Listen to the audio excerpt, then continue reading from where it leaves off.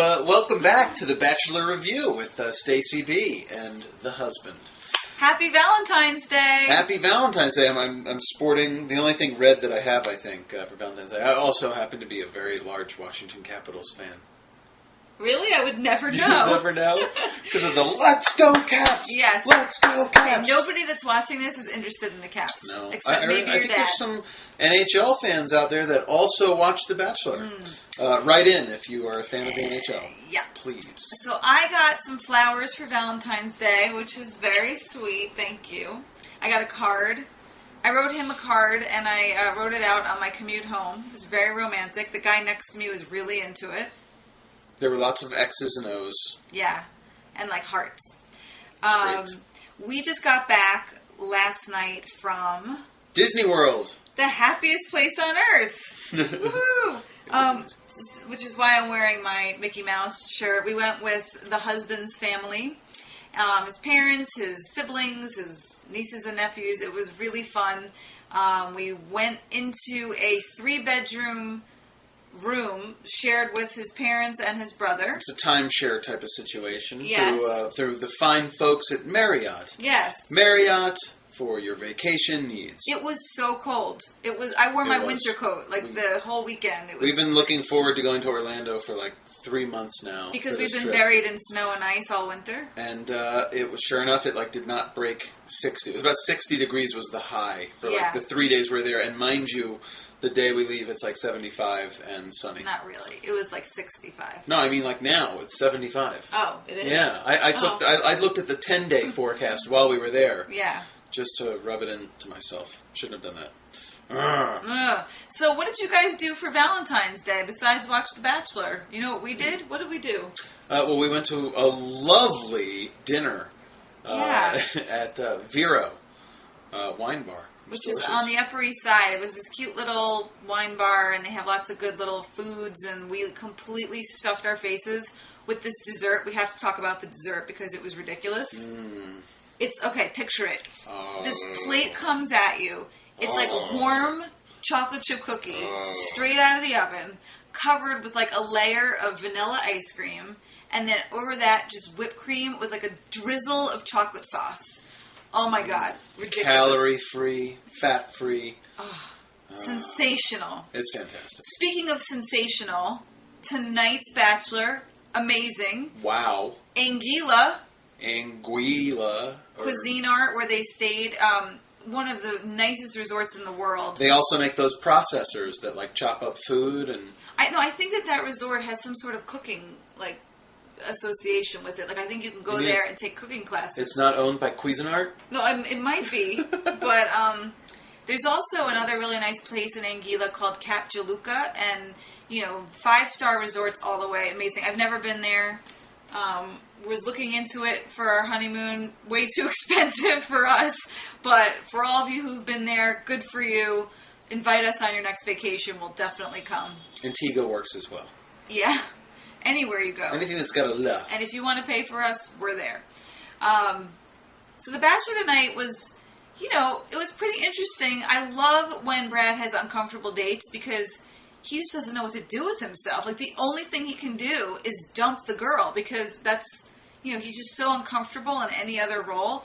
Poor Britt, which I kept calling her Twit. I thought it was her name, and then I realized, no, it was Britt. I didn't think her name was Twit. No, I typed when I was doing my blogging, I wrote Twit, and then I go, oh no, I mean Britt.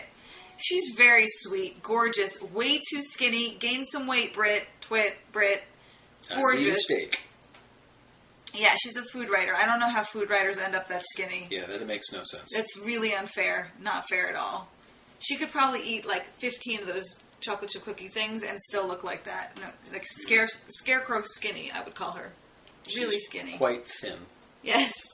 So he got rid of her, and then I thought, at the end, between Chantel and Michelle, I mean, we were going back and forth as to who we thought he would pick, or get rid of, I should say.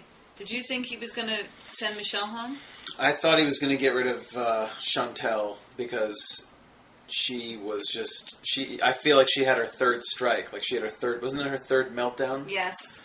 She has a meltdown, like, at least once an episode. But how many times have we seen that? Like, where you get set up to believe that one thing's going to happen, and ABC pulls the switcheroo. So, because of that, I think right before the decision was made, I agreed with you that they were building the episode up to make you think that Chantel was going to be sent home. But in actuality, it's Michelle. What I don't understand is in the previews, we saw that Emily was crying a lot. And I think she had that braid thing that Michelle did. So, does that crying happen later? And if so, that's really upsetting. I don't want to see Emily cry. She's had a tough enough experience. Do you know what I'm talking about? I do know what you're talking about. But, like, crying is part of this show, is it? Do you want to smell my rose? I do want to smell your rose.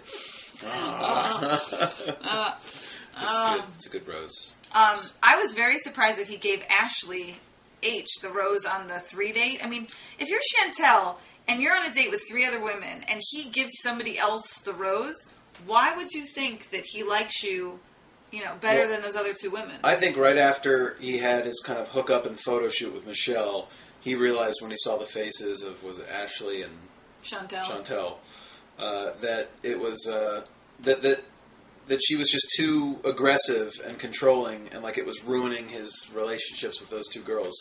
So he gave Ashley, at that point right there and then, he probably decided that Michelle has to go. Because she was making it uncomfortable for girls that he cared about or something. But anyway, so he gives Ashley the rose, and then he knows that he's going to give Chantel the rose at the ceremony, and that happened. Do you think that the most romantic date in the world involves taking 3 girls on a Sports Illustrated photo shoot? I mean, it's really no different than like the soap opera date that they do. Like, it's kind of like, let's watch people hook up and, see how uncomfortable they get. And, it's just later in the stage. Yeah. I agree with you. Yeah. Another thing we're debating is whether to join a spring softball league here in Central Park. The debate is this.